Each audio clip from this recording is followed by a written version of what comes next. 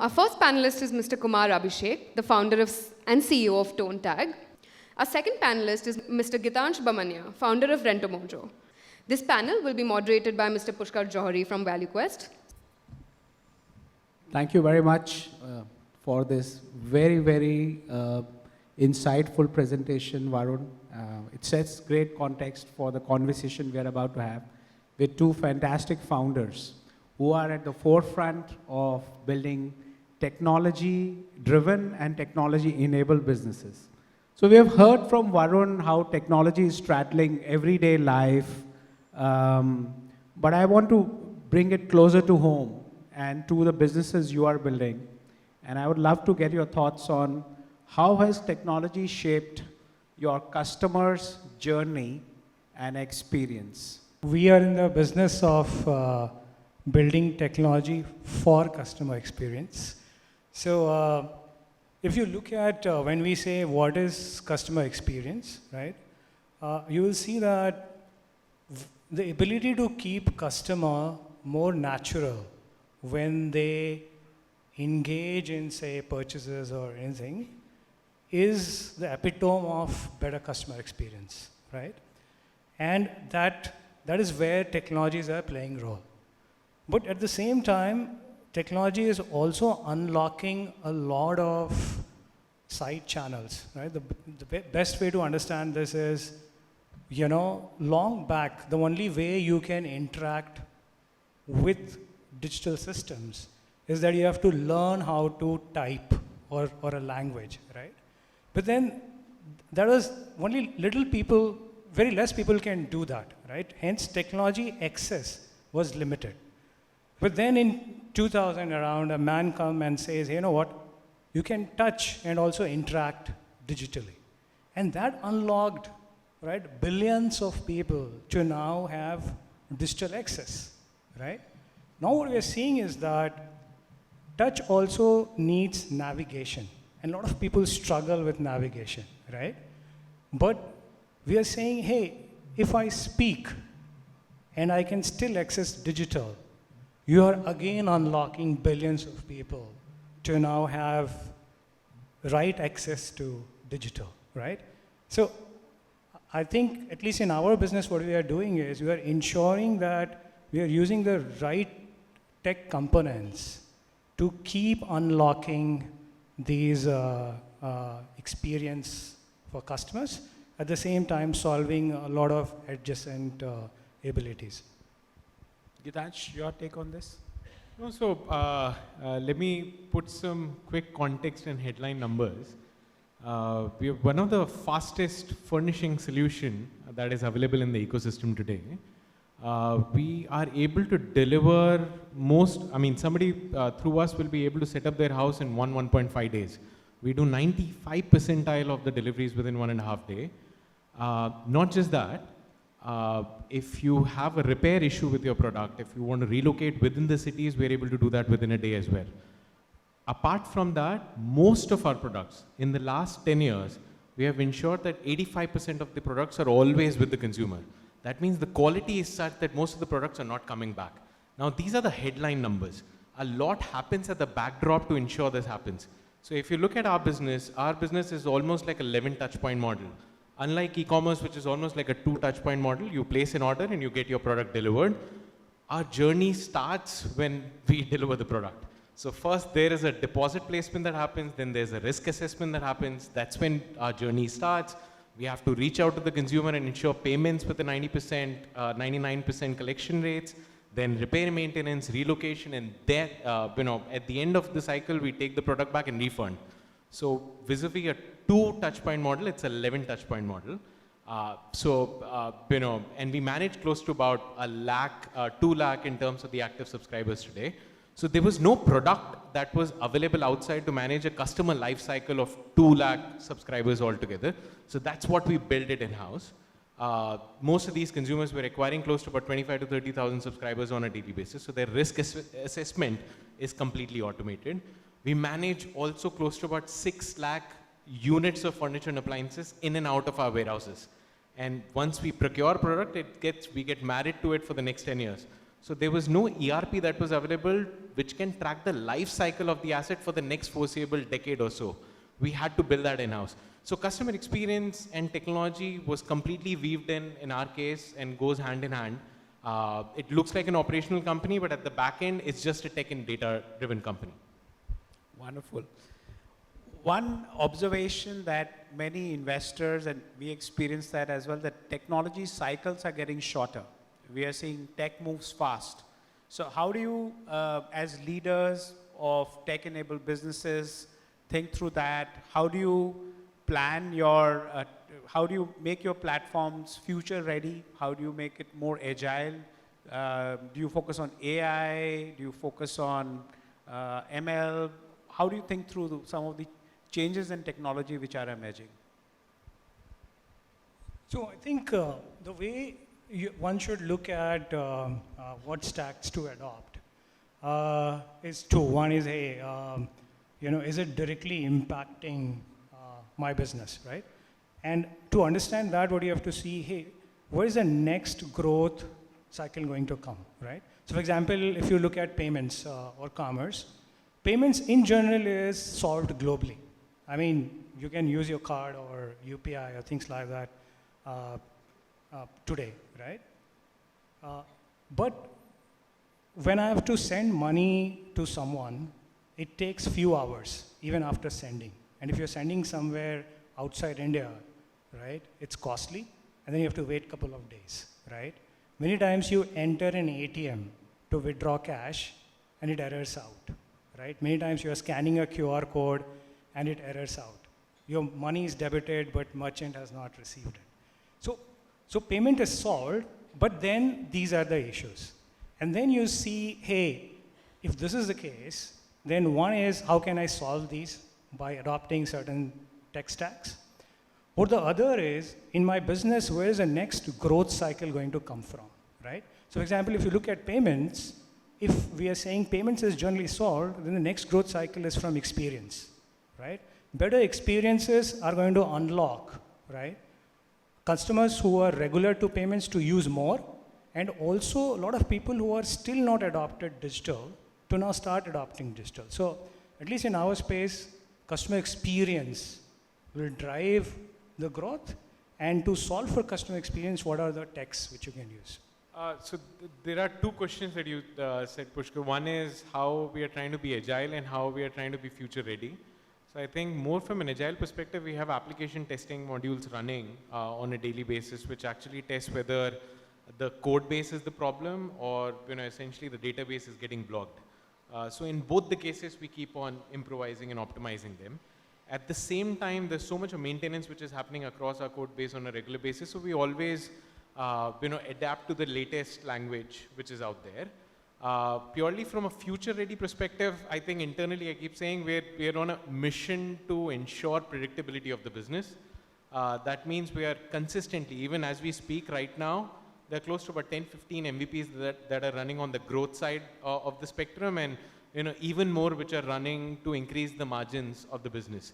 Those MVPs essentially turn out to be a kind of a data pattern that we see and eventually make that into an application or a product feature tomorrow. And hence the kind of growth rates and the margin structures that we are able to at least achieve in the last couple of years. Tech guys can get a high when your technology solves a real world problem. Did you guys have an aha moment in your tech journey when you said, yeah, now the product is ready and the business will scale? Well, for us, we never thought that a payment device will be called Soundbox, right? So we were all the way building a capability to transfer data over sound waves, because we think that from compute perspective also, digital can only go to certain scale, and then analog needs to pick up. And from compute as well, right? If you look at how quantum and everything is all analog. But then a Soundbox will come as a payment device. And in most of them, our components are gonna play a very critical role. was a big aha moment for us. And I think if you look at last 6 quarters, the kind of scale we are seeing from, say, processing 4 million transactions a day to now 40 million transactions a day has come from this aha moment. There are quite many, from getting off in the offline space. Retail was a small overshoot, and the kind of numbers that we saw online, people were purchasing only 2 items per consumer. In offline, we were amazed to see that they were purchasing 4.5 with a 70% walk-in conversion ratio, and then we expanded that to 45 stores now. But at the same time, I think there was another instance that I can recall in which we were outsourcing. Route optimization is a big component within our, every day there are close to about 250 to 300 trucks that go out and delivers to about 2,000, 2,500 consumers every day. In the ecosystem, the benchmark that we were seeing was about 4 touch points per truck. We essentially went away from the outsourced partner that we had and built our own route optimizer within. And we saw 11 touch points per truck, and that was very amazing. We not only saved cost, and team keeps doing this. I mean, just very recently, market perception and reading from the consumers end is super critical. We have a large-scale pre-sales team that actually reaches out to anybody who's dropping from the cart. That used to be more audio conversation. Somebody brought in AI and transcribed them into proper, more structured buckets just a few days back. That was another good movement that I saw. Great. I want to touch about one of the common topics today amongst regulators, among some of the concerns amongst customers. It's about data privacy, right? Both your businesses handle large volumes of customer data. How do you ensure that the customer privacy is locked and sealed and we are handling the customer data with due care? Yep. No, so in our case, it's sensitive data that we take phone numbers, at times PAN cards. So a bunch of risk assessment and KYC data is also there. So there's 2-point authentication across, across our systems. We also have most of the external applications within a VPN layer today. So it's not that anybody from anywhere, any network can open up any applications and get access to the data and the consumer's data. So that is in place. And every quarterly we run audits to check whether relevant folks have relevant access to the applications or not. So those are some of the areas that we have, that we use to ensure that data is super secure. Look, the way we have to see at both privacy and security is very different. So from privacy perspective, I think everything broadly needs to be tokenized and then stored, right? But the way we see is that customer data needs to be also protected from customer, right? Because especially in payments and commerce, there are a lot of social engineering cases which leads to fraud, right? So how you harness and keep those data away from customers also becomes very critical, right? And from a security perspective, whatever encryption you're putting now is 256, still with quantum coming in and online, so you would have seen a series of announcements made in the last 1 quarter that is very near, right? They will crack these encryptions in like 1 millisecond or 5 milliseconds, right? So what it means is that you have to start thinking about security in financial and commercial services very differently, right? And again, some of the work which we are doing in terms of analog helps to protect or provide those security, right? One very interesting thing is OTP. The way OTP is delivered, as a consumer, they are able to see it. And that's why fraudsters are able to extract that, right? But if you deliver OTP in a way that customer can't see it, still authentication happens, then it's very difficult to extract, right? And that's a great security unlock, right? So these are the ways in which at least we have to look at data privacy and security. But yeah. Wonderful. I want to sort of delve deeper into the market segments we are operating in and perhaps how you are building your businesses. So I want to maybe start with Kumar and get your thoughts on, the payment space, the digital payment space, and what sort of opportunities does that present for a business like yourself? Right. So payment space in general is seeing a lot of shift, right? And with our regulator is doing a lot of good job, but then what it also brings up is that every quarter there is a change, right? Now for companies like us or anybody who is in financial services, we have to harness those changes and still deliver and scale, right? So one phenomenal thing which has happened is with UPI, you are now doing real-time payments. But at the same time, the issue is large enterprises like Amazon, Google, PhonePe, they can build their infra, right, to do 2000 TPS transaction per second. But they attach a bank account which is of a particular bank which can't even handle 100 TPS, right? And those are the bottlenecks. And these are global bottlenecks. It's just not about India. And the reason being that UPI being free, banks are not able to invest in the backbone infrastructure from servers perspective. So the transaction speeds vary depending upon whether you're a fintech or a bank. And that's the problem statement that you're looking to solve. Also architecturally, they use core banking. They were never built for handling such high volume transactions, right? So for a player like us, which is a protocol which sits right between an app like Google Pay and a merchant card machine like Pine Lab or a Soundbox, we have an ability to see these transactions, right? And today we can write them on a blockchain, right? Wherein banks can, with API, look at these transactions on the blockchain and then do their settlement as a batch process 2-3 times a day. So they will never have to build 2000 TPS ever, and they can continue focus on what they do. On the other side, regulator today spends a lot of money in auditing transactions, right? And still we see so many unregulated transactions going through.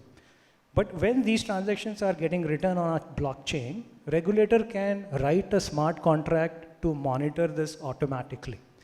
Now that's a big unlock which we are creating for the industry, right? So most probably where we are seeing the value shift now is at one end, you have 40 million merchants ready to accept digital, which a UPI kind of DPI has unlocked, right?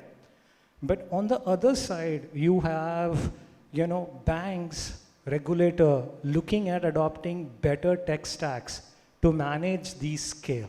And we sit right there where these processings are happening. And we have now able to provide such scaled up infra, right? You will not find a fintech, right, which is profitable, have been managed to scale from a 4 million to now 40 million. So Varun was saying 50 crores, 5 crores of that goes through our system every day, right? This is all because of these layers of stacks which we have built, and now the ecosystem is able to use and build on that. Another very important thing which is under unlock is your digital currency. You can say cryptocurrency or CBDC or stable coin, digital assets, right?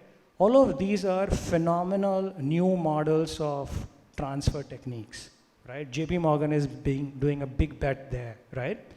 And all of that is compatible to the layers which we are building today, right? So again, if you will see in next 12 quarters, a lot of these are going to be delivered by us, and we are seeing huge demand of these outside India as well through our partners. Wonderful. Gitansh, I want to come to you and lay the context. In this era where we are seeing new consumers who are millennials, Gen Y, Gen Z, this whole concept of asset ownership is fading. And people are increasingly moving towards renting. How do you accelerate this trend? How do you convince your customers? Do you need to do active advocacy, or are you already seeing mindset shift? What's the pull demand versus push demand from your perspective? So there are largely two factors at play here. One is, if you look at, close to about 20 crore folks are there in the, anything apart from manufacturing and, agriculture. They're close to about 20 crore people, and their average salary is about 30 to 40,000 rupees a month. If you look at GDP per capita, that will be closer to about 22,000. If you look at even the metro salaries, that will be closer to about 30 to 40,000. And the cost of basic furnishing in India is about 2.5 lakh. So that's almost, so India has a very large population, which finds it very difficult to furnish their house and has to spend almost 7 to 8 times of their monthly salary. So what eventually ends up happening is they live very suboptimally. वो TV नहीं लेंगे, potentially they'll watch an IPL on the phone itself, etc., etc. And the next best option that they have at their disposal is essentially taking a credit, which has already become a 24,000 crore market in a $40 billion overall furniture and appliances market. But India is also seeing a very different kind of a variable, which is also, it's a vibrant economy. We're still growing at a 6% nominal. It's a very vibrant job market, which is kind of visible in the kind of EPFO data that you can see. Every month, there are close to about 9 to 10 lakh jobs are getting added. And I used to see some 7-8 months back, 7-8 lakhs, jobs were switching also. That has jumped to about 15 lakh now. That has almost jumped. So what I'm seeing is a lot of mobility in the market, which is evident in the kind of average tenancy that we are seeing in the market. People are staying within one companies for about 2 to 3 years, in one rental apartment for about 2 years. So what happens in an economy where bulk of the consumers find it difficult to furnish and at the same time super mobile, that creates a wide space for a solution like subscription, which has all the benefits of an EMI, but has the benefits of a subscription as well. You can just play in, play out, get free repair maintenance, free relocation, etc. And over a longish time period, at least 3.5 years, rental turns out to be actually better than purchase, which is what the market that we are trying to create. So in an ever expanding this $40 billion market, we foresee that rental will be a sizable fraction of the overall purchase market. And that's the real competition. Just on that, Gitansh, how do you think about competitive landscape? In our industry, we have organized players a small portion of the industry. The unorganized players are much larger. And then we have a peer in the industry who started larger than us. So what's our competitive differentiation, and how has that helped us scale? So largely, I think in the unorganized space, there's predominantly air conditioners and refrigerators, etc. In furniture, there's not much of an organized play. Whereas the main competition, as I said, was with purchase. So if, and there are many players there. So if you look at purchase dynamics, or, if something is costing about 2.5 lakh, the EMI itself on it would be about 22,000, and you will get the same proposition with everything built in at about 10,000 rupees a month and not a liability. So that's something more and more that we are seeing. I think, not many people are aware that this kind of a proposition exists, and they don't put rental in the same consideration set as a purchase. So that's something that we need to solve to really beat the competition over a longer term. But immediate competition, if you look at, we are almost market leaders in the organized space. We are almost 52%, we are 40 to 50% above in terms of the active subscriber base compared to the nearest competition. I think some of the places where we feel we went right was, of course, in the operational execution that we were able to achieve. Even airline is a very difficult business, but there is one entity which is profitable there.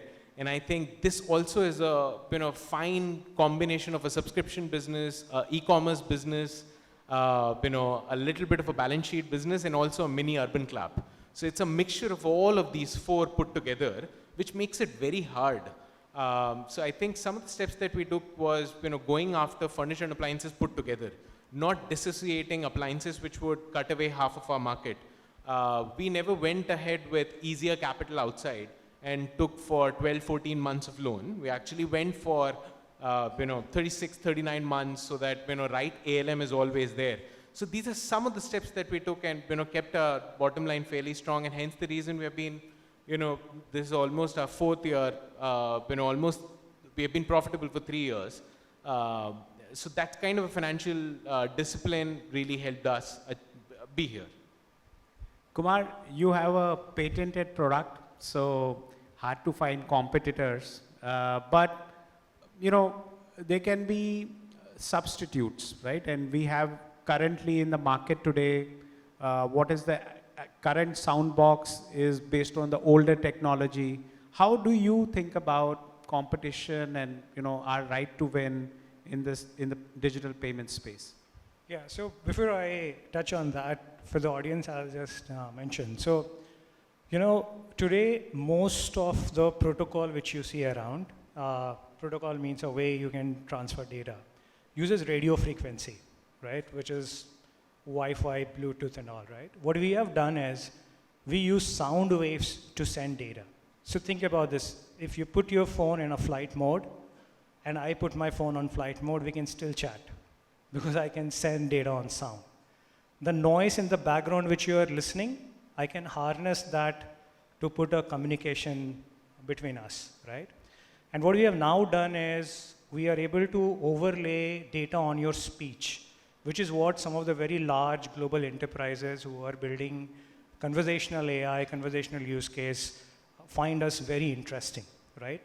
Now coming to your point, so in Soundbox, what we are doing is very differently, because our ability to send data, number one, allows us to, I'll go a little bit back. So globally, whether it's Apple Pay, Samsung Pay, or most of those pays which you see, they only know that you are in a particular store when you have already done the transaction. And hence their ability to improve your journey or give you some better credit options is very limited. It only happens post-transaction. But if those POS machines are sending data continuously in the air, which you can't hear, but your phone can hear, which is having, say, one of these apps, right? No data is going to the server. These all are edge computes, right? So suddenly your app has an ability to know you are in this store, and hence they can harness better options for you, better experiences for you, right? One example is you go to Starbucks, they will give you a wallet as a solution to pay. But if you go to Chroma store, they can pull the best credit card options, right? And then by the time you are at the counter, all of that gets applied, right? So that is possible because we can communicate way in advance through sound waves, right?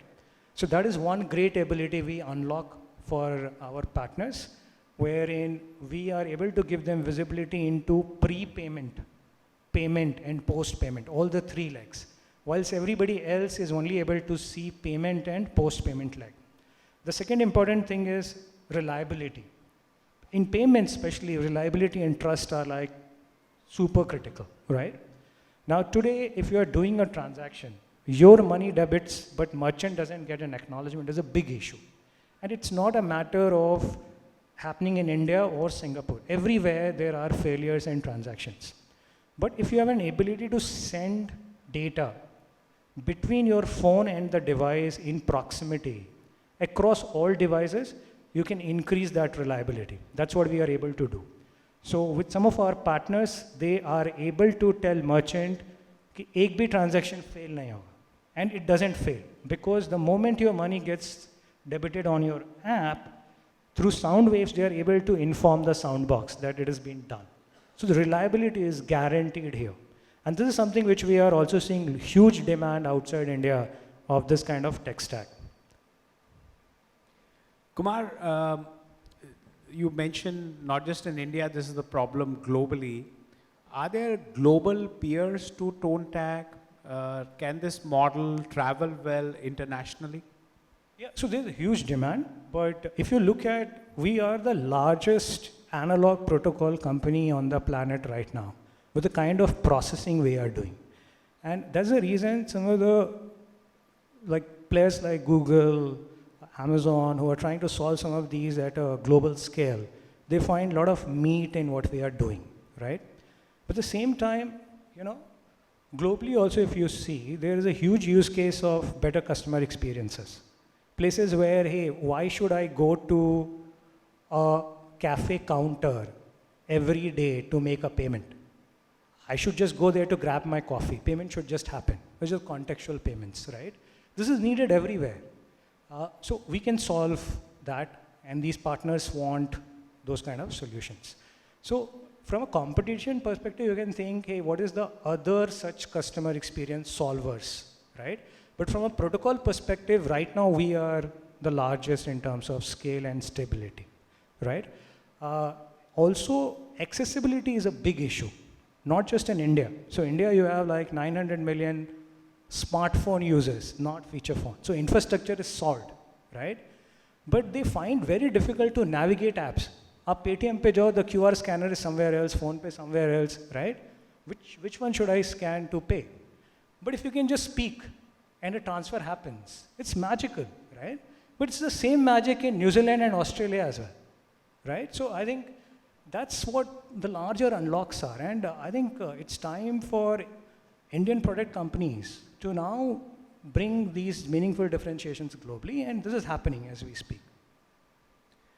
Gitansh, have you observed any global peers? What kind of markets across the globe will a model like yours work? Or what are the attributes of different marketplaces which can take a model like yours globally? As I was just saying, we look for two attributes. One is, you know, the difficulty in terms of the monthly salary versus the cost of furnishing, and the mobility aspect within the ecosystem. Wherever we find these two variables, we'll be happy to go there.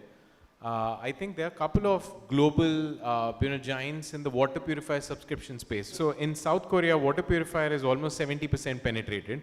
Almost 50% of that is just water purifier subscription. In India, water purifier is only 7% penetrated, and subscription doesn't even exist right now. So just on one category, somebody was able to make a very large company in South Korea. We have multiple categories to actually create a market here. But at the same time, potential some other geographies that we can go to is, let's say, a Middle East where the population is almost equivalent to the size of Bangalore, almost close to about 2 crores plus.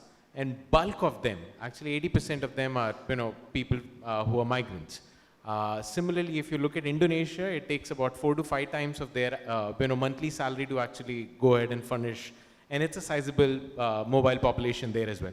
So these are some of the other geographies that we can think of, but more importantly, there's enough depth in India itself. Even today, after 9.5 years of journey, Bangalore is still the highest year-on-year growth rate for us. So there's so much to do for us in India itself before we venture out. I thought you'll say there's so much to do in Bangalore before even doing India. So, I wanted to touch upon data analytics. How has that helped you streamline Rento Mojo's operations? Over the years, we've seen reduced delays, better customer experience. Can you talk a little bit about that journey at Rento Mojo? Data analytics and unsupervised learning algorithms are all across our infrastructure altogether. If you look at every month, we get about 25,000-30,000 subscribers coming on the platform that we need to do a risk assessment for. Earlier, it used to take 1 or 2 days, and there are several companies who are built only on this value creation. We had to build this in-house because our capability, we were not trying to build a capability of checking somebody's credit. We were trying to understand if the guy will run away with the products or will become untraceable in the ecosystem. So there were so many different variables that we had to inculcate, and over the years, you call it in algorithm terms, the masala that we had was, over the years, whatever we were collecting in terms of the social imprints, we were able to put that into an algorithm, and today about almost 80% of the risk assessments happen instantly. So that's where analytics played a huge role. But I feel some of the biggest places where digital analytics played a huge role was in the occupancy. It's been 9 years that we have been able to maintain an occupancy of 85%. If you look at co-working, they'll be at 70%. If you look at some of the other industries, the best that I've seen is about 70, 72%.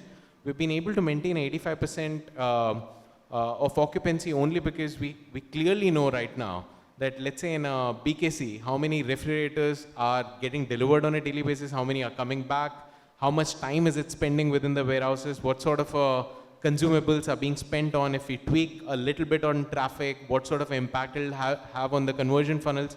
So if you bake all that in, that delivers a great degree of inventory prediction, which is like a key in any occupancy business. So that's where I think analytics played a huge role, and slowly and gradually it's, we don't even have to, it's completely unsupervised outcomes that we are generating now. Wonderful. Kumar, I wanted to pick your brains on a recent news article which talked about the UPI payments getting charged. How does that work out for us? How do we take advantage of it? Does it challenge our business in some ways? Would love to hear your thoughts on that. So we are right at the cusp of massive transformation when it comes to infrastructure getting laid out for new generation payments and commerce, right?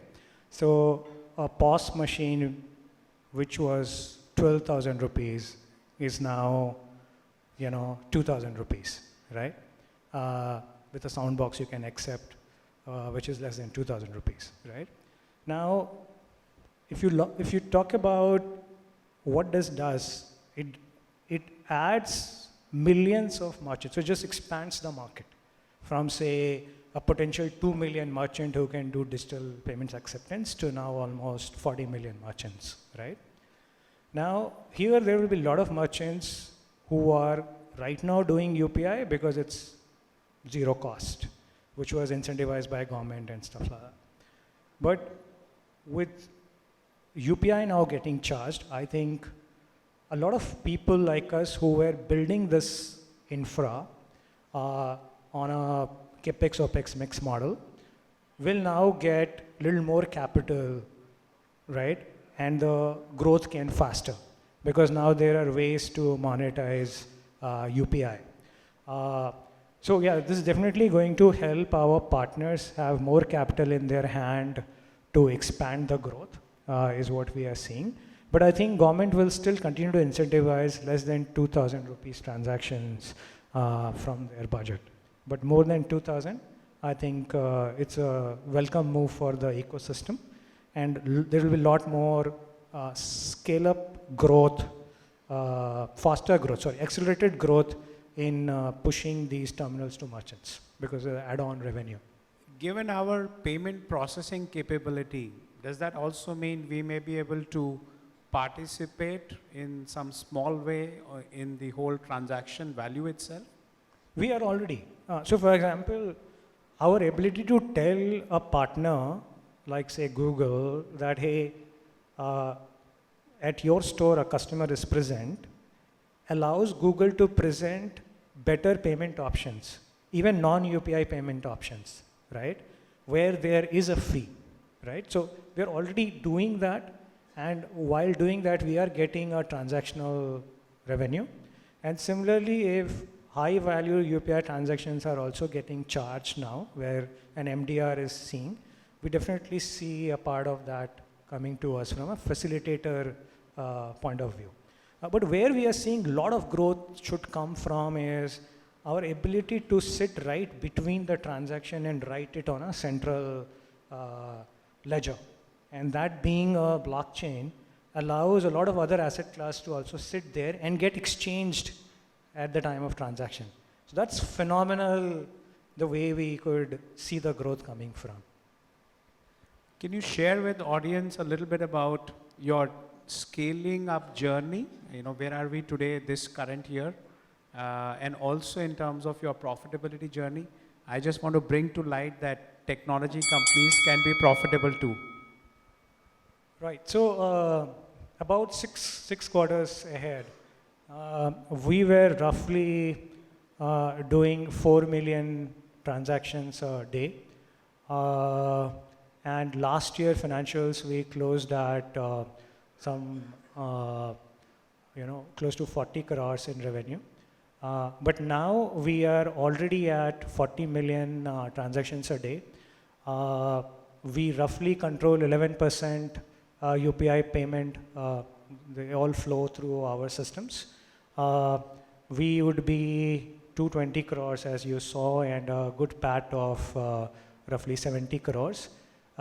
We would be the fintech with these kind of PAT. Generally, PAT in financial services right now is under 10, if it is, otherwise most are loss making. And this whole recipe we got from MasterCard. Very less people know that MasterCard is not a payment company, it's a data company. They have very interesting ways to monetize data. They sit in the transaction and everybody pays them to scale them, right? And that's the philosophy we have adopted. Everybody pays us while they scale us. So, Gitansh, We manage close to about 2 lakh active subscribers today. And we have logged in close to about 600 crores of contractual revenue from them. Potentially, even if we cease to exist now, that will deliver close to about 600 crores of contractual revenue, which on a yearly basis, that amounts to about 340 odd crores of gross revenue this year, 100 crores of EBITDA, and about 45 odd crores of PAT this year. We have been compounding at almost 25% return on capital employed for the last 3 years now. We consistently predict, good 30-40% CAGR from here on in terms of the growth rate. so technology and profitability are not oxymorons. On that note, thank you so much for your time.